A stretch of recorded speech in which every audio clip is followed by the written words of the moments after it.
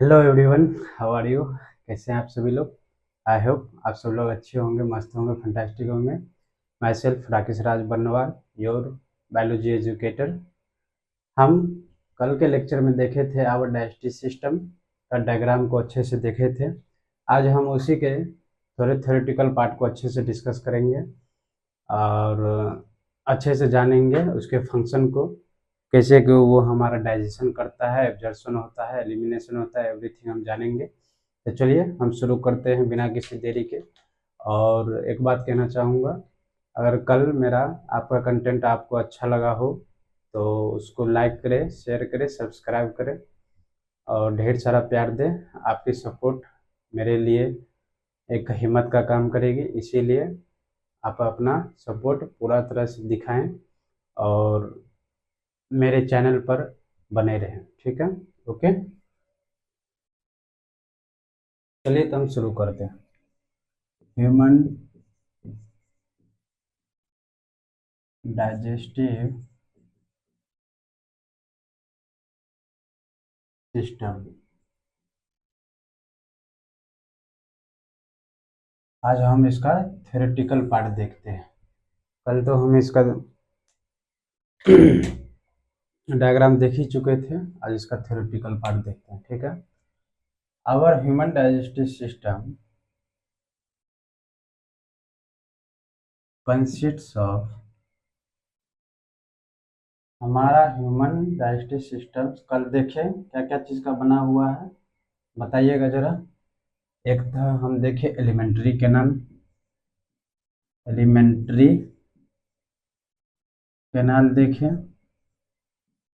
और दूसरा क्या देखें हम, एसोसिएटेड ग्लैंड्स देखें, एसोसिएटेड ग्लैंड्स देखें। ठीक है? इसी एलिमेंट्री कैनाल को हम दूसरा नाम भी दिया गया है, इसको क्या, गट। इसी को गट भी बोला जाता है, या फिर आप इसी को डाइजेस्टिव ट्रैक भी बोल सकते हैं। अगर कोई हमसे डाइजेस्टिव ट्रैक के बारे में पूछ रहा है, इसका मतलब वो हमें से एलिमेंट्री कैनाल के बारे में पूछ रहा है। ठीक है? Digestive track. और कोई इससे एसोसिएटेड ग्लैंड, एसोसिएटेड मतलब डाइजेस्टिव सिस्टम से जो ग्लैंड एसोसिएशन थिएटर है उसको हम क्या बोलेंगे, डाइजेस्टिव ग्लैंड्स। ठीक है? चलिए आगे देखते हैं इसको। ठीक है? Associated glands. ठीक है? इतना हम देख चुके हैं। अब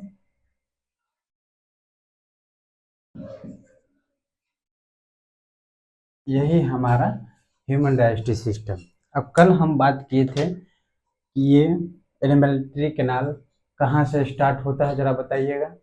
हमारे माउथ से स्टार्ट होता है। ओके, और कहाँ एंड होता है, एनस पे एंड होता है। ठीक है?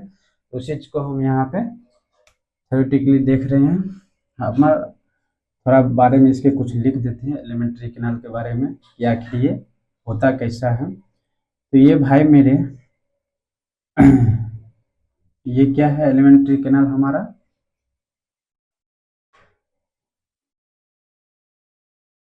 लॉन्ग ट्यूब है। ठीक है? एक्सटेंडिंग फ्रॉम, कहाँ से ये एक्सटेंड कर रहा है, एक्सटेंडिंग फ्रॉम कहाँ से एक्सटेंड कर रहा है, जरा बताइएगा। Mouth, mouth to anus. ठीक है?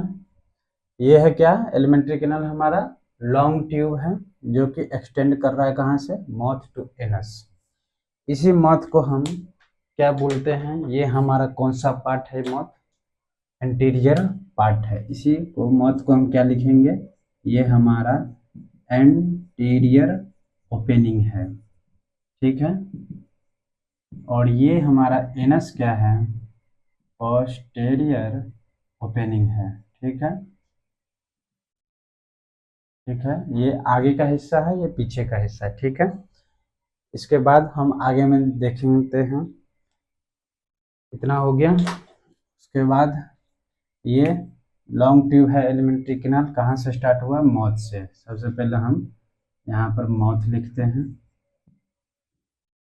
मौत से स्टार्ट होता है, ठीक है। उसके बाद कहाँ जाता है भाई, कहाँ जाता है जरा बताइएगा। ये मौत से कहाँ जाता है, ये ओरल कैविटी में जाता है। कहाँ जाता है ये, ओरल कैविटी।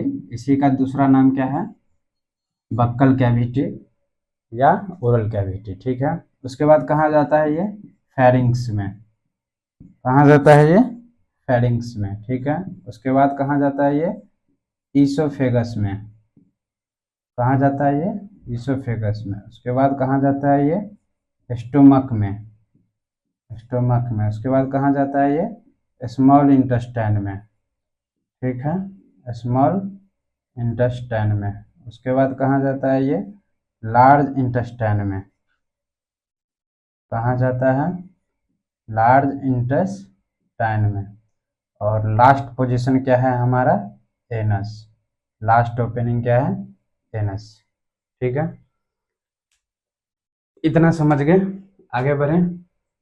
आगे बढ़े, इतना समझ गए, आगे बढ़ते हैं, ठीक है। कहीं कोई दिक्कत नहीं। एक बात हम यहाँ ये भी लिख लीजिए कि यही हमारा फूड पाथवे है, मतलब फूड का रास्ता जो है यहीं से शुरू होता है हमारे मौत से, इतना तो पता होगा ही। यही हमारा फूड पाथवे है, इतना तो क्लियर है ना भाई मेरे। यही हमारा क्या है, फूड पाथवे है, जो मौत से स्टार्ट होता है और एनस पे एंड होता है। अब पहले जरा देखिएगा, हम जो कुछ भी खाते हैं सबसे पहले माउथ में, मुंह के अंदर लेते हैं, मुंह खोलते हैं। उसके बाद ये ओरल कैविटी में जाता है, फिर उसके बाद फेरिंग्स में जाता है, इसोफेगस में जाता है, फिर ये स्टोमक पेट में आता है, फिर ये स्मॉल इंटेस्टाइन होता है, फिर लार्ज इंटेस्टाइन, फिर एनस, ठीक है। इतना बात क्लियर है। अब जरा हम देखेंगे कि मौत के बारे में थोड़ा जानकारी यहाँ पर से हम लेते हैं, ठीक है। मौत के बारे में हम जानकारी यहाँ से थोड़ा लेते हैं, जैसे कि मौत के बारे में देखिएगा जरा। मौत ये जो है हमारा कैसा होता है बताइए जरा, सराउंडेड बाय लिप। ये क्या है हमारा, लिप के थ्रू क्या है, ये सराउंडेड है, मुंह जो है, ठीक है। ओरल कैविटी में क्या क्या आता है भाई मेरे, ओरल कैविटी में सबसे पहले आता है टीथ, उसके बाद आता है आपका टंग, और उसके बाद क्या आता है जरा बताइएगा, सैलिवरी ग्लैंड। यस, हमारे मुंह में ही क्या है, अंदर ओरल कैविटी के अंदर, वो भी ओरल कैविटी के आउट साइड, ओरल कैविटी में नहीं, ओरल कैविटी के आउट साइड, लेकिन इसका ओपनिंग कहाँ पे है, ओरल कैविटी में है। क्या इसका, सैलिवरी ग्लैंड्स का, सैलिवरी ग्लैंड्स का कहाँ है, हमारा ओरल कैविटी के आउट साइड पाया जाता है, लेकिन फिर भी हम ओरल कैविटी में दिखाएंगे, ओके। नाउ फेरिंग्स के बारे में कुछ बात हम जानते हैं। कल हम देखे थे डायग्राम में कि इधर से नेजल चैम्बर आया था, इधर से हमारा ओरल कैविटी आया था, और एक पॉइंट पे दोनों मिक्सिंग हो रहा था, तो वही क्या, कौन सा रीजन था, फेरिंग्स। तो इसलिए हम यहाँ पे इसके बारे में थोड़ा बहुत लिख लेते हैं। It's is a common passage, common passage for for food and air both. ये दोनों के लिए कॉमन पॉइंट का पैसेज रास्ता है, ये दोनों यहाँ पर आके मिलता है, ठीक है। फेरिंग्स में, फेरिंग्स भी दो तरह के होते हैं, एक नेजल फेरिंग्स होते हैं, एक हाइपोफेरिंग्स होते हैं, पर हमें उतना डिटेल में जाने की जरूरत नहीं है। इतना भी अभी 10th लेवल पे इतना भी हम जानकारी जानते हैं, बहुत है, सफिशियंट है, मोर देन इनफ है, ओके। नाउ इसोफेगस के बारे में कल क्या बात किए थे जरा बताइएगा, इसोफेगस के बारे में जरा बताइएगा, जरा बताइए इसोफेगस के बारे में। ये क्या है, ये एक ट्यूब है, और सबसे बड़ी बात कि ये हमारा फूड पाइप है। एक इसोफेगस के बारे में हम चर्चा किए थे, और कल एक ट्रेकिया के बारे में चर्चा किए थे। तो ट्रेकिया जो है वो पाइप जो है हमारा विंड के लिए है, एयर के लिए है। तो ट्रेकिया को हम एयर पाइप, विंड पाइप बोलते हैं, और इसोफेगस को हम सबसे बड़ी बात क्या बोलते हैं, this is our food pipe. Food pipe जो कि कैसा है, लॉन्ग है, लॉन्ग है, लंबा है, कितना मीटर का होता है कल बताए थे, 15 से 20 सेंटीमीटर का होता है ये, ठीक है, लॉन्ग होता है। और लाइन, और इसका जो लाइनिंग होता है, इनर लाइनिंग बहुत सॉफ्ट होता है, ठीक है, लॉन्ग होता है, लाइंड बाय सॉफ्ट मसल्स, ठीक है, सॉफ्ट मसल्स के थ्रू। आखिर ऐसा क्यों? क्योंकि ये ताकि फूड को इजीली पास करने में हेल्प करता है, ताकि फूड हमारा जो है इजीली पास हो सके स्टोमक में, ठीक है, इस वजह से।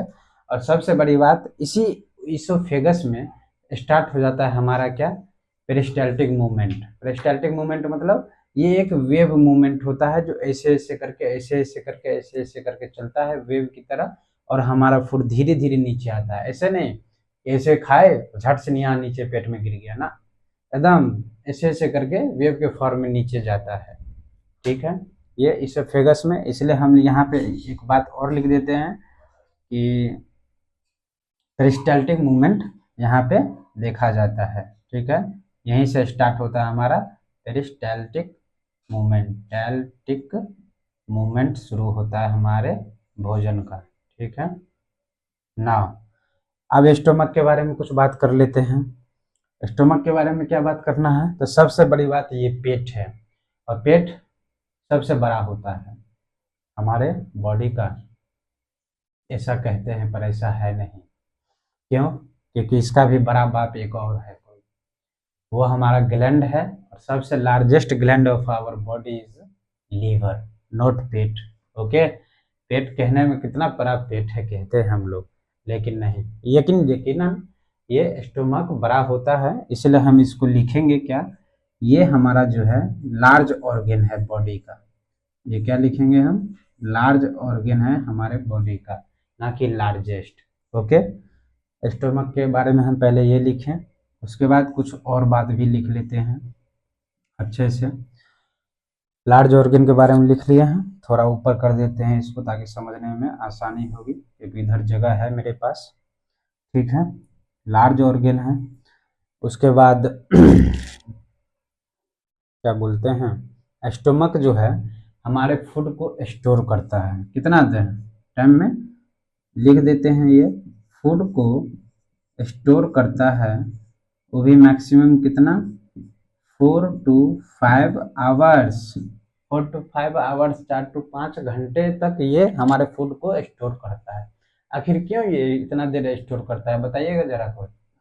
हाँ, इतना देर स्टोर करने का क्या मतलब है, ताकि वो हमारे फूड को अच्छे से HCl के थ्रू पूरा गला दे हमारे भोजन को, उसके बाद उस ताकि और अच्छा से डाइजेशन कर सके। और हमारे पेट में जो है स्टोमक में HCl होता है, ठीक है, HCl क्या है, ये HCl हाइड्रोक्लोरिक एसिड होता है, वो हमारे भोजन को एकदम सरा मतलब गला देता है पूरा तरह से, ठीक है, इसलिए गला देता है ताकि उस पर इंजाइम इफेक्टिवली काम कर सके, अपना डाइजेशन प्रक्रिया कर सके अच्छे से। इस वजह से 4 से 5 घंटा इसको स्टोर करना होता है, ठीक है, और साथ में क्या करता है ये, डाइजेशन भी करता है, ठीक है, तो ये भी लिख देते हैं, डाइजेशन भी होता है यहाँ, ये बात भी यहाँ लिखना बनता है, डाइजेशन करता है, ठीक है। बाकी कल हम बता चुके थे कि स्टोमक का 4 पार्ट होता है, सबसे पहले कार्डियक, फिर फंडिक, फिर बॉडी एंड चौथा पाइलोरिक। ओके, इतना तो बात हम जानते हैं, सबका अपना अपना काम है, उतना एडवांस लेवल में अभी जाने की जरूरत नहीं है, फिलहाल इतना भी हम अगर नॉलेज है मुझे 10th लेवल पे, ये सफिशियंट है, इसीलिए इस चीज़ को हमेशा ध्यान में रखिएगा, ठीक है। चलिए, यहाँ डाइजेशन हो चुका है, इसके आगे हम क्या देखे थे, स्मॉल इंटेस्टाइन। कल क्या देखे थे हम, स्मॉल इंटेस्टाइन का बात देखे थे कि स्मॉल इंटेस्टाइन क्या है, सबसे ये लॉन्गेस्ट पार्ट होता है ऑफ आवर बॉडी, यह सबसे लॉन्गेस्ट पार्ट, मतलब कितना, 6 मीटर, 6 से 7 मीटर का ये इसका लंबाई होता है। कहने में ये स्मॉल है, लेकिन इसका लेंथ जो है सबसे ज्यादा होता है। आखिर हम इसमें इसको स्मॉल क्यों कहते हैं जरा बताइए, इसका डायमीटर जो होता है इसका स्मॉल होता है, इस वजह से हम इसको as compared to large intestine, इसका डायमीटर छोटा होता है, इस वजह से हम इसको स्मॉल इंटेस्टाइन कहते हैं। बाकी इसका लेंथ सबसे हाईएस्ट होता है, इसलिए इसके बारे में हम एक बात लिखेंगे, this is our longest, longest part है ये स्मॉल इंटेस्टाइन, वो भी कितना, लगभग अप्रोक्स में 6 मीटर का मान लो, 6 से 7 मीटर का अप्रोक्स सभी में एडल्ट में पाया जाता है ये स्मॉल इंटेस्टाइन। दूसरी बात, स्मॉल इंटेस्टाइन आखिर इतना लंबा होता क्यों है, तो रीजन बताएगा। 6 मीटर का लंबाई है स्मॉल इंटेस्टाइन का, आखिर ये इतना लंबा क्यों होता है, कुछ तो रीजन होगा। और नेचर जो हम लोग को इस तरह बनाया है, बहुत ही सोच समझ के बनाया है, इसलिए मैंने कल बोला था कि कल हम डायग्राम के थ्रू उसका हम स्ट्रक्चर जानेंगे, और आज हम वही स्ट्रक्चर को देखिए एक फंक्शन के रूप में भी जान रहे हैं, और किस तरह क्या वर्क करता है वो आगे भी हम देखेंगे कि हमारे भोजन पर कैसे ये एक्ट करता है, क्या करता है। फिलहाल हम इसका स्ट्रक्चर का बारे में दर्शा रहे हैं कि आखिर ये 6 मीटर लंबा होता भी है तो क्यों होता है। तो सबसे बड़ी बात, जो हमारा मेन डाइजेशन जो होता है भोजन का, सबसे अच्छा मतलब बेस्ट डाइजेशन ये स्मॉल इंटेस्टाइन में ही होता है, सबसे पहली बात। और दूसरी बात, डाइजेशन के साथ साथ एब्जॉर्प्शन भी यही होता है, डाइजेशन भी यही होता है, एब्जॉर्प्शन भी यही होता है। इसी दो मेन काम की वजह से इसको इतना लंबा किया गया है, 6 मीटर लंबा ऐसे करके, ताकि जो भी कुछ बचा खुचा हो तो मतलब अच्छे से डाइजेस्ट कर सके और फिर वही चीज को एब्जॉर्ब कर सके हमारा स्मॉल इंटेस्टाइन, हमारा बॉडी। ठीक है, तो ये भी हम लिख देते हैं कि ये डाइजेशन भी होता है और साथ में क्या करता है, ये एब्जॉर्प्शन भी करता है। ये भी बात हम लिख देते हैं यहाँ क्लियर कट में। दूसरी बात हम और क्या लिखेंगे जरा बताइए। दूसरी और तीसरी बात क्या हम बोले स्मॉल इंटेस्टाइन के बारे में, तो बताएगा स्मॉल इंटेस्टाइन के बारे में। और हम क्या बोले, कल हम इसके पार्ट में बताए थे आपको कि ये 3 पार्ट का होता है, डियोडेनम होता है, जेजुनम होता है, इलियम होता है। डियोडेनम सबसे छोटा पार्ट होता है, यही डियोडेनम में 2 पार्ट खुलते हैं, एक पैनक्रियाज का पैनक्रियाटिक डक्ट खुलता है और एक बाइल डक्ट खुलता है। यही डियोडेनम में मेन डाइजेशन जो अगर होता है ना, तो वो डियोडेनम में ही होता है, भले ही चाहे तो छोटा पार्ट, लेकिन इस छोटा ही पार्ट में इसीलिए अच्छा डाइजेशन होता है क्योंकि यहाँ जो पैनक्रियाटिक डक्ट से पैनक्रियाटिक जूस आया, हेपेटिक डक्ट से कौन आया, बाइल जूस आया, ताकि ये कम जगह में अच्छे से कंसंट्रेटेड वे में होता है, जिस वजह से अच्छा तरह डाइजेशन कर पाता है। इसी वजह से मेन डाइजेशन कहाँ होता है, हमारा डियोडेनम में, स्मॉल इंटेस्टाइन के पार्ट में। फिर जेजुनम इलियम किस लिए है, डाइजेशन के लिए तो है ही साथ में, और एब्जॉर्प्शन प्रक्रिया के लिए, ताकि हर एक चीज को, मान लीजिए आज कोई 1000 सैनिक है, ठीक है, 1000 सैनिक है और बहुत बड़ा चौड़ा उसका मेन गेट है, तो 1000 सैनिक एक बार में 100 करके भाग जाएगा, हम उस पर कितने को निशाना साधेंगे, कुछ ना कुछ तो बच ही जाएगा। लेकिन अगर वही हम दरवाजा मेन गेट को नैरो कर देंगे, जिस वजह से ताकि एक एक आदमी उससे पास हो, भले ही 1000 संख्या में उससे बहस नहीं है, लेकिन उस मेन गेट से एक ही करके भागेगा, और हम एक मेन गेट पर अगर खड़ा रहेंगे बंदूक लेके, तो एक एक को हम अच्छे से देंगे, इसमें क्या होगा, एक भी सैनिक बचेगा नहीं। सेम हाल इसका भी वही है, जो नैरो होता है लेकिन लंबा होता है रास्ता, ताकि कुछ भी चीज बचे नहीं, सब प्रक्रिया यहाँ पर हो जाए, डाइजेशन एब्जॉर्प्शन। अब बचल खुचल जो है, बचल खुचल चीज कहाँ क्या होता है जानते हैं, बचल खुचल चीज लार्ज इंटेस्टाइन में होता है, वो भी लार्ज इंटेस्टाइन में ज्यादा कुछ खास होता नहीं है, डाइजेशन तो बिल्कुल ही नहीं होता है लार्ज इंटेस्टाइन में। लार्ज इंटेस्टाइन में तो होता क्या है फिर, नाम के लिए लार्ज इंटेस्टाइन है, तो भाई लार्ज इंटेस्टाइन इसका डायमीटर बड़ा होता है, इस वजह से इसको हम लार्ज बोलते हैं, पर हालांकि ये लार्ज लेंथ में नहीं होता है। ओके, दूसरी बात, यहाँ पे डाइजेशन नहीं होता है, सिर्फ क्या होता है, एब्जॉर्प्शन होता है। एब्जॉर्प्शन वो भी क्या, बचल खुचल एब्जॉर्प्शन होता है, कि मान लीजिए आप थोड़ा बहुत बच गया तो पूरा, जैसे वाटर अगर है, वाटर फूड में वाटर है तो वाटर को पूरा एब्जॉर्ब कर लेगा, इलेक्ट्रोलाइट है तो इलेक्ट्रोलाइट को एब्जॉर्ब कर लेगा, मतलब बचल खुचल चीज को इसका काम है यही, और कुछ खास काम इसका नहीं है लार्ज इंटेस्टाइन का। लेकिन फिर भी मेन वाटर एब्जॉर्प्शन जो करता है यही लार्ज इंटेस्टाइन ही करता है, इसी वजह से लार्ज इंटेस्टाइन का भी बहुत बड़ा रोल है, इसलिए हम यहाँ पर लिख देंगे वाटर एब्जॉर्प्शन, साथ में मतलब एक तरह से एब्जॉर्प्शन भी करता है। और दूसरा काम क्या है कि अब मान लीजिए स्मॉल इंटेस्टाइन में सब कुछ बच गया, तो क्या बचा, सिट्ठी बचा, सिट्ठी मतलब फीसेस बचा, वही फीकल मैटर बाद में बनता है ना, तो फीसेस बना, तो फीसेस वो क्या हो गया, वो लार्ज इंटेस्टाइन अब वो सूखा सूखा हो गया तो उसको क्या करेगा, वो लुब्रिकेट भी करेगा ताकि वो इजिली एनस के थ्रू पास हो सके। सबसे बड़ी बात, तो ये क्या करेगा, लुब्रिकेशन भी करेगा, म्यूकस सीक्रेट। लुब्रिकेशन कैसे करेगा, वो म्यूकस सीक्रेट करके। म्यूकस क्या होता है आप जानते हैं, वो जो खखास जो हम अथी करते हैं या नेटा निकलता है, दादी यही है म्यूकस। हमारा सेल जो है म्यूकस सीक्रेट करता है, वो भी म्यूकस सीक्रेट करता है एक मैक्रोब्स की वजह से। अगर मान लीजिए फॉरेन पार्टिकल्स हमारे बॉडी में आता है तो म्यूकस ज़्यादा सीक्रेट करता है, जिस वजह से नाक हम छींकते हैं तो बाहर हो जाता है, म्यूकस के थ्रू, नेटा के थ्रू बाहर हो जाता है। ठीक है, वही है हमारा म्यूकस। उसी म्यूकस से ये म्यूकस सीक्रेट करता है और इस फीसेस को क्या करता है, लुब्रिकेट कर देता है। दूसरा काम क्या है इसका, लुब्रिकेशन भी करता है। ठीक है, लुब्रिकेशन भी करता है, यही लार्ज इंटेस्टाइन का। और एनस का क्या काम है भाई मेरे, एनस का तो कल जाने हैं। एनस का क्या करेगा, ये फीकल एक्सपेल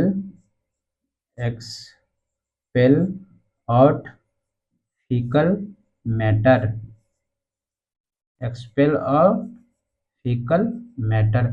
इसी प्रोसेस को हम क्या बोलते हैं, प्रोसेस के बारे में भी हम जानेंगे, तो क्यों ना हम ए टू जेड बात कर ही ले। अब देखो भाई, हम जो माउथ में जब फूड लेते हैं उस प्रोसेस को हम क्या बोलते हैं, इंजेशन बोलते हैं। यहाँ जो हम फूड जो माउथ में लिए हैं इस प्रोसेस को हम क्या बोलेंगे, इंजेशन बोलेंगे। ठीक है, फूड अंदर लिए उस फूड को मतलब क्या बोलेंगे हम, इंजेशन। और यही चीज हम एनस के थ्रू बाहर कर दिए फेकल मैटर, इस प्रोसेस को हम क्या बोलेंगे, इजेशन। इजेशन, इस प्रोसेस को हम क्या बोलेंगे, इजेशन। इन मतलब अंदर लिए, इजेशन मतलब बाहर छोड़े। ठीक है, बाहर किए। Expel out faecal matter anus का काम है। बाकी हम स्फिंक्टर के बारे में कल चर्चा कर ही दिए थे कैसे क्या होता है। और हाँ, हमारा जो मलवा है, मल होता है जो, वो लार्ज इंटेस्टाइन में ही स्टोर होता है। वो भी कहाँ, जरा बताइएगा कहाँ स्टोर होता है, रेक्टम में। कल हम बताए थे सीकम कोलन रेक्टम, रेक्टम में ही हमारा मल जमा होता है। और जब एक्सेस में मल वहाँ जमा हो जाता है तो हमें प्रेशर बनता है, प्रेशर बनता है तो हम क्या करते हैं, एनएस के थ्रू उसको बाहर एक्सपेल आउट कर देते हैं, जो कि हमारा वॉलंटरी प्रोसेस है। यहाँ पर जो एनएस के पास जो हम एनल स्फिंक्टर का जो बात किए थे वो क्या होता है, वॉलंटरी होता है। हम जब तक उसको ओपन का सिग्नल नहीं देंगे तब तक वो ओपन नहीं होगा। हालांकि जब अगर एग्जैक्ट प्रेशर ज्यादा अगर उस पर पड़ जाएगा तो वो अपने आप भी खुल जाएगा। जैसे कि मान लीजिए छोटे बच्चे सब में ये इनवॉलेंट्री प्रोसेस होता है, उसके डायरेक्ट कंट्रोल में नहीं होता है, क्योंकि वो सबकॉन्शियस माइंड उसको अथी नहीं कर पाता है, उसको हैंडल ही नहीं कर पाता है छोटे बच्चे में। तो वो क्या होता है, इनडायरेक्ट वे में होता है, जब मन तब पोटी कर देता है, जब मन तब सुसु कर देता है, उसके कंट्रोल में वो चीजें होता ही नहीं। लेकिन हाँ, ये चीजें अब हमारे कंट्रोल में जरूर है, विल पावर के अकॉर्डिंग, कॉन्शियस माइंड के अकॉर्डिंग, कि हम उसको जब तक ऑर्डर नहीं देंगे, आदेश नहीं देंगे कि भाई तुम एक्सपेल आउट करो, तब तक ये नहीं करेगा। ये मेरे कंट्रोल में है, इसलिए इसको कहा जाता है वॉलंटरी प्रोसेस है। इनवॉलंटरी मतलब जो हमारे प्रोसेस में नहीं है। जैसे कि इनवॉलंटरी में हम दो स्फिंक्टर के बारे में और बात किए थे, एक गैस्ट्रोइसोफेगल स्फिंक्टर, दूसरा पैलोडिक स्फिंक्टर। ये इनवॉलंटरी स्फिंक्टर है, ये हमारे कंट्रोल में नहीं है। वो जब मन होगा तब खुलेगा, जब मन तब होगा बंद होगा, ये हमारे कंट्रोल में नहीं है। लेकिन ये कब खुलेगा, सुबह में खुलेगा या शाम में खुलेगा, ये मेरे कंट्रोल में है। ओके, ठीक है ना। हाँ, एक वक्त आता है जब ये भी मेरे कंट्रोल में नहीं होता है, जब प्रेशर हाईली एग्जर्ट होता है उस स्फिंक्टर पे, तो वो अपने आप भी खुल जाता है, फिर हमसे बर्दाश्त नहीं होता है, तो वो भी बात होता है। ठीक है ना। बाकी इंजेक्शन प्रोसेस देख ही लिए, डाइजेशन एब्जॉर्प्शन देख ही लिए, इजेशन प्रोसेस देख ही लिए। ठीक है, इतना तो हम देख लिए। बाकी टिथ के बारे में भी हम अभी बात करेंगे, टंग के भी बारे में बात करेंगे, सिलेवरी ग्लैंड के भी बारे में बात करेंगे, एवरीथिंग के बारे में बात करेंगे। पहले हम उस टॉपिक पर चले आते हैं, डाइजेस्टिव ग्लैंड और एसोसिएटेड ग्लैंड्स के बारे में, कि आखिर हमारे बॉडी में कितने तरह के ग्लैंड होते हैं। तो भाई मेरे, सबसे पहले जो अगर कोई आता है तो वो है सलाइवरी ग्लैंड्स। वो कौन है, सलाइवरी ग्लैंड्स, जो कहाँ पाया जाता है, हम बता दिए हैं, बकल कैविटी में पाया जाता है। ठीक है, उसके बाद अगर कोई दूसरा है तो वो कौन है, जरा कोई बताएगा, लीवर। अभी ये बोले थे भाई मेरे, liver, largest gland of our body, liver. और तीसरा में क्या क्या बोले थे, पैनक्रियाज। तीसरा में क्या बोले थे, पैनक्रियाज। ये फिजिकल डायग्राम में भी हम अच्छे से आप लोग को बता दिए थे, ठीक है ना, इस चीज़ को समझिएगा। चलिए आगे बढ़ते हैं हम। सबसे पहली बात सैलिवरी ग्लैंड के बारे में बात करेंगे। तो भाई मेरे सैलिवरी ग्लैंड जो है वो 3 पेयर का होता है। 3 पेयर मतलब 6, 2 इधर, 2 नीचे, 2 ऊपर, ठीक है, ऐसे करके होता है 3 pair salivary gland. 3 pair salivary glands होते हैं, मतलब 6 होता है, ठीक है। और दूसरी बात इसके बारे में हम कुछ और बात करेंगे कि आखिर ये सैलिवरी ग्लैंड करता क्या है। काम है तभी तो पढ़ रहे हैं ना हम इसके बारे में। तो काम क्या है, सलाइवा। हम कोई भी चीज़ मतलब देखते हैं कि यार तो मुंह में कितना पानी आ जाता है, वो पानी क्या है, दिस इज सलाइवा। वो पानी ही सलाइवा है। जैसे जैसे जी लपलपाने कैसे लगता है, कोई चीज़ अच्छा चीज़ देखे, स्वादिष्ट भोजन, कहीं अच्छा चीज़ बन रहा है, स्वाद आ जाता है, कैसे पानी मुंह में पानी आ जाता है। और यहाँ तक कि हमारा एनसीईआरटी भी इस चीज़ को जिक्र किया है कि हम कोई भी चीज़ देखते हैं तो माउथ वाटरी वाटरी हो जाता है। वो वाटरी वाटरी किस वजह से होता है, सैलिवरी ग्लैंड, क्योंकि वो इतना ना उसको ये चीज़, इसको ये क्या सिग्नल मिलता है जानते हैं, कि हमारे मुंह में भोजन आ गया है। हम देखे भोजन को देखते हैं, इसको सिग्नल मिलता है हमारे भोजन में, मुंह में भोजन आ गया, तो भाई क्या कहते हैं, सलाइवा सीक्रेट कर, सलाइवा सीक्रेट कर, उसको अथी कर। लेकिन उसे क्या पता कि भाई अभी हम मुंह में लिए नहीं है, सिर्फ उस भोजन को दूरी ही से देख रहे हैं, ठीक है ना। तो यही बात है इसमें, क्योंकि ये ऑटोमेटिक सिग्नल है। जब ये इसको मुंह में भोजन जाता है, ये ऑटोमेटिक ही सलाइवा सीक्रेट करना स्टार्ट कर देता है। तो सबसे बड़ी बात, ये जो है सैलिवरी ग्लैंड क्या करता है, सीक्रेट 2 चीज करता है। क्या, सलाइवा, सलाइवा सीक्रेट करता है, जिसमें से सलाइवा में ही क्या क्या होता है, जरा इसके भी बारे में देख लेते हैं। सलाइवा में ही क्या क्या होता है। सलाइवा कंटेनिंग, ये सलाइवा कंटेनिंग क्या क्या करता है, जरा बताइएगा। एक तो ये इंजाइम सलाइवा में पाया जाता है, और दूसरा इलेक्ट्रोलाइट पाया जाता है, इलेक्ट्रोलाइट, ठीक है। इंजाइम में भी कौन सा इंजाइम भाई मेरे, एक सलाइवरी इंजाइम, यही काम है सलाइवरी इंजाइम जो स्टार्च पे एक्ट करता है, और दूसरा लाइसोजाइम। ये लाइसोजाइम क्या है भाई मेरे, एंटीबैक्टीरियल एजेंट है। अगर मान लीजिए कुछ को हम खाना खाए, मतलब खाना लिए, अगर उसमें कुछ बैक्टीरिया होगा, होगा ही, जनरल सी बात है, तो वो उसको मारने का कौन काम करेगा, शुरुआत में ही लाइसोजाइम, एंटीबैक्टीरियल एजेंट है ये। और ये इलेक्ट्रोलाइट में क्या क्या इलेक्ट्रोलाइट पाया जाएगा, तो भाई Na पाया जाएगा, Cl पाया जाएगा, पोटेशियम पाया जाएगा, और कौन पाया जाएगा, बाइकार्बोनेट पाया जाएगा, ठीक है। ये इलेक्ट्रोलाइट, इसी बाइकार्बोनेट की वजह से हमारा सलाइवा का जो दुर्गंध होता है, जो मुंह जो महकने अच्छी लगता है, यही इसी बाइकार्बोनेट का ही वो थोड़ा सा अंश रहता है, जिस वजह से सलाइवा थोड़ा महकता, मतलब थोड़ा स्मेलिंग जो करता है वो है उसी वजह से, ठीक है। नो लीवर के बारे में बात करते हैं। लीवर के बारे में क्या बात करेंगे, हाँ सबसे पहले इसके बारे में ये लिख देते हैं हम कि ये जो है एंटी बैक्टीरियल एजेंट है। जो भी हमारे फूड में बैक्टीरिया मौजूद होगा उसको ये किल कर देगा, ठीक है, antibacterial agent. Now liver क्या है हमारा, लीवर जो है लार्जेस्ट ग्लैंड है ऑफ आवर बॉडी, ठीक है, पहली बात।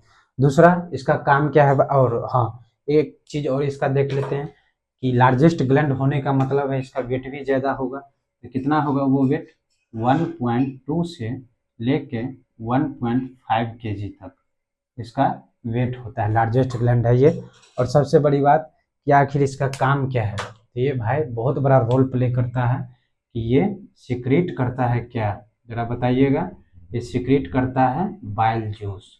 इस बाइल जूस का बहुत बड़ा काम है डाइजेशन में, जो कि हम पहले बोले थे कहाँ खुलता है, डियोडेनम में, बाइल डक्ट के थ्रू कहाँ खुलता है, डियोडेनम में, और वहाँ पे डाइजेशन प्रक्रिया स्टार्ट करता है। उस चीज़ के बारे में हम बाद में देखेंगे, अभी हम ये देख लेते हैं। बाइल जूस बाद में हम देख लेंगे, ठीक है। इसका मेन काम भी हम देख लेंगे, बाइल जूस सिक्रेट करता है, ठीक है। अब नाउ पैनक्रियाज के बारे में हम देखते हैं, ठीक है। मन लगा के पढ़िए, सब कुछ आसान है, कुछ नहीं है, बस कंसेप्ट क्लियर होना चाहिए, everything will be all right. ना पैनक्रियाज के बारे में ये भी बहुत बड़ा रोल है, इसका भी बहुत बड़ा है।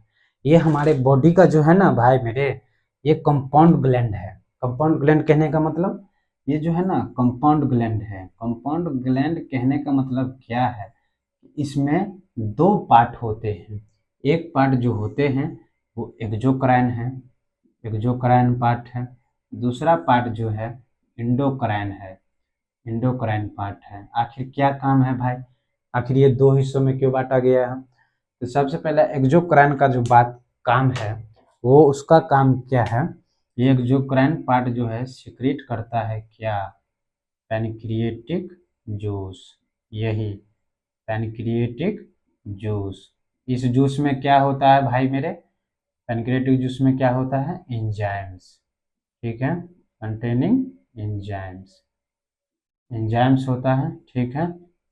पैनक्रिएटिक जूस में यही कहाँ रिलीज होता है, डियोडेनम में। पैनक्रिएटिक जूस एंजाइम जब ये आया, उसका काम है डाइजेशन प्रोसेस करना, ठीक है। अब ना इंडोक्राइन पार्ट का क्या काम है, जरा उसके भी बारे में देख लेते हैं। आखिर इंडोक्राइन का क्या काम है, उसको भी देखते हैं। इंडोक्राइन का काम भाई मेरे है कि ये जो है ना सिक्रेट करता है दो हार्मोन। एक हार्मोन जो सिक्रेट करता है कौन, एक हार्मोन जो ये सिक्रेट करता है insulin, secrete hormone, hormone insulin, और एक ग्लूकागॉन, ठीक है। एक इंसुलिन, दूसरा ग्लूकागॉन। अब देखिए जरा का, अब ये हार्मोन सिक्रेट करने का मतलब क्या है, हम जो भी चीज खाए पिए, डाइजेस्ट हुआ, एब्जॉर्ब हुआ, हमारी सेल बॉडी में क्या हुआ, ग्लूकोज लेवल, ब्लड में ग्लूकोज लेवल बढ़ गया, ठीक है। ये इंसुलिन उस ब्लड ग्लूकोज को क्या करेगा, लेवल को क्या करता है, ग्लाइकोजन के फॉर्म में चेंज कर देता है। ग्लूकोज को ग्लाइकोजन के फॉर्म में चेंज करने का काम कौन करता है, इंसुलिन। जो कि हमारा, आप जानते होंगे कि हमारा बॉडी का मतलब रिजर्व फूड मटेरियल अगर किसी को कहा जाता है, वो ग्लाइकोजन है। ये ग्लाइकोजन ही हमारे बॉडी सेल टिश्यू में स्टोर हो जाता है फूड के फॉर्म में, ताकि जब हम कुछ नहीं खा पी रहे होते हैं तो वो ग्लूकागॉन वहां एक्ट करता है, उस ग्लाइकोजन को तोड़ के ग्लूकोज बनाता है, और उस ग्लूकोज से हमें क्या मिलती है, एनर्जी। एनर्जी मिलती है हमें, तो काम धंधा करते हैं, ठीक है। लेकिन उस एनर्जी से पहले इंसुलिन का काम आता है क्या, कि भाई मेरे पहले तो उसको स्टोर करो, तभी ना खर्च करोगे तुम। तो पहले इंसुलिन क्या करता है, उस ग्लूकोज को ग्लाइकोजन में कन्वर्ट करके स्टोर कर देता है कि भाई तू रिजर्व फूड मटेरियल की तरह स्टोर रहे, जब तुम्हारा काम पड़ेगा हम तुमको कन्वर्ट कर लेंगे। कौन कन्वर्ट करेगा, ग्लूकागॉन करेगा, कहेगा भाई हम आ रहे हैं ना, टेंशन किस लिए, हम आ रहे हैं, तू माल भर, हम वक्त आने पर खर्चा करेंगे, सिंपल बात। अब यही बात देखिए जरा, जिस आदमी में इंसुलिन का कमी हो जाता है तो क्या हुआ, उसके बॉडी में जो ग्लूकोज है वो ग्लाइकोजन के फॉर्म में तो चेंज ही नहीं हुआ। अब जो चेंज नहीं हुआ तो ग्लूकोज उतना बॉडी में जो लेवल में है, बॉडी के में जो हाई लेवल में है, वो क्या होगा, वो हमारे यूरिन के थ्रू फिर पास आउट हो जाता है, क्योंकि बॉडी उतना थोड़े ग्लूकोज, जब वो टेकआउट ही नहीं कर रहा है, हमारा सेल अपटेक ही नहीं कर रहा है ग्लाइकोजन के मतलब ग्लूकोज को ग्लाइकोजन के फॉर्म में, तो वो ग्लूकोज पेशाब के थ्रू कहाँ होता है, बाहर चला जाता है। जिस वजह से हमें क्या प्रॉब्लम का शिकायत मिलती है कि बंदा को डायबिटीज हो गया। यस, ये इंसुलिन हार्मोन का की ही कमी की वजह से बंदे को डायबिटीज बीमारी से जूझना पड़ता है, ठीक है। और ये इसका बाप कौन है, पैनक्रियाज। इसका मतलब भाई मेरे पैनक्रियाज का सही सलामत होना बहुत जरूरी है, क्योंकि अगर यही ना बात हुआ कि ये सही अमाउंट में इसका इंडोक्राइन पार्ट इंसुलिन हार्मोन को सीक्रेट नहीं कर रहा, जिस वजह से हमारे बॉडी में जो ग्लूकोज बनना मतलब एब्जॉर्ब हुआ, उस ग्लूकोज को ग्लाइकोजन के फॉर्म में ये स्टोर ही नहीं कर रहा। जो भी चीज हमको ग्लूकोज के फॉर्म में मिल रहा है तो वो एनर्जी के फॉर्म में तो निकल रहा है, बाकी जो बचा है सब बाहर निकल जा रहा है, जिस वजह से कमजोरी का भी सामना करना पड़ता है। आप जानते होंगे एक डायबिटीज वाला को बहुत कमजोरी फील होता है, जिसको डायबिटीज हुआ होता है, क्योंकि उसका सब ग्लूकोज तो पेशाब के थ्रू बाहर चला जाता है, तो उसके में जान क्या बचेगा, जान कुछ नहीं बचेगा, वही बात हो जाता है। इसीलिए इंसुलिन हार्मोन का काम क्या है, ग्लूकोज से ग्लाइकोजन बनाना, और इसी का उल्टा कौन काम करता है, ग्लूकागोन, जो ग्लाइकोजन को तोड़ता है और ग्लूकोज बनाता है। आखिर ग्लूकोज क्यों बनाता है, एनर्जी चाहिए। हम जो मान लीजिए हर हमेशा हम थोड़े खा पी रहे थे कुछ नहीं ना, अभी हम खा लिए तो अभी हमारे में एनर्जी आ गया, यही एनर्जी डाउन हो गया, उसके बाद कहाँ कौन एनर्जी से काम करेंगे, यही ग्लाइकोजन जो हमारे बॉडी में स्टोर है, वही ग्लाइकोजन को तोड़ेगा, ग्लूकोज बनाएगा उसको, वही ग्लूकोज हमको बॉडी में एनर्जी देगा। इतना क्लियर है। चलिए एक और बड़ी बात बोल रहे हैं हम कि ये जो हमारा का क्या बोल रहे थे, इस स्टोमक के बारे में बोले थे कि 4 से 5 घंटे को खाना को जो रखता है, इसी आखिर क्यों रखता है ये, तो आप ये भी जान जाइए कि आखिर क्यों कहा जाता है कि हमें 4 से 5 घंटा मतलब इंटरवल में खाना चाहिए दोबारा। जैसे कि मान लीजिए अभी हम लंच किए तो इसके 4-5 घंटे बाद हमें कुछ खाना चाहिए, या क्यों, क्योंकि लंच और डिनर जो है तो उस समय हम हैवी खाना खाते हैं, तो उस हैवी खाना खाने के बाद हमें 4 से 5 घंटा का गैप जरूर लेना चाहिए, क्योंकि वो भोजन तो आपका 4 से 5 घंटा अभी स्टोर है कहाँ पे, स्टोमक में, तभी आपको लेने की जरूरत नहीं है। वो 4 से 5 घंटे के बाद उसका डाइजेशन होगा और उसके बाद फिर एब्जॉर्प्शन होगा, तो हमें एनर्जी मिलवे करेगा, तो उस समय खाने की जरूरत नहीं है। फिर भी हम कुछ ना कुछ खा ही लेते हैं तो दिक्कत नहीं है उससे, लेकिन एक तरह से कहा जाता है कि आप इंटरवल में एक 4 से 5 घंटा का इंटरवल जरूर रखें, फिर दोबारा खाना खाइए, ताकि जब स्टोमक खाली हो जाएगा तो आप अच्छे से फिर से भर दीजिए। सिंपल से बड़ी बात है। ओके, इतना सब क्लियर है। बाइल जूस क्या काम करता है वो भी हम जानेंगे, बस इतना चीज क्लियर। ओके, तो आज के लिए इतना ही रहने देते हैं, फिर हम उसके बाद क्या करेंगे, ये टीथ के बारे में जानेंगे। अब हम यही टीथ से शुरू करेंगे, टंग जानेंगे, सैलिवरी ग्लैंड सब देख ही चुके, बाकी सब देख ही चुके, या टीथ टंग को हम कंप्लीट ही कर दें, यहाँ पे कंप्लीट होना पॉसिबल नहीं है, यहाँ यहाँ पे बहुत दिक्कत हो जाएगा, क्योंकि थोड़ा उसको भी समझाने में वक्त लगेगा। तो ये टॉपिक को हम रहने देते हैं। अब बाकी अब डाइजेशन एब्जॉर्प्शन का काम है, वो प्रोसेस ये टीथ टंग पढ़ा के उसके बाद डाइजेशन का प्रोसेस कैसे क्या हमारा ये सलाइवा एक्ट करता है, डाइजेशन प्रोसेस देखेंगे कैसे क्या एंजाइम एक्ट करता है, सब कुछ देखेंगे और बस खेल खत्म। ये मतलब नेक्स्ट लेक्चर में हम ये चैप्टर एंड कर देंगे, हमारा डाइजेस्टिव सिस्टम खत्म हो जाएगा, ठीक है।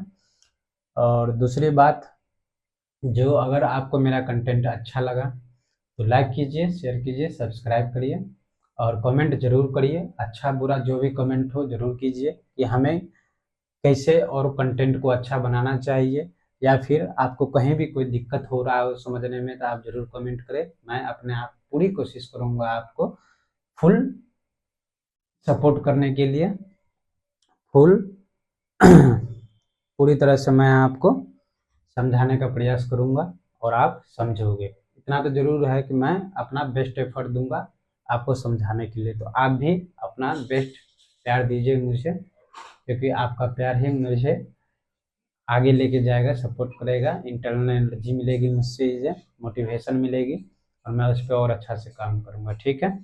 आज के लिए इतना ही बस। Okay, thank you, bye.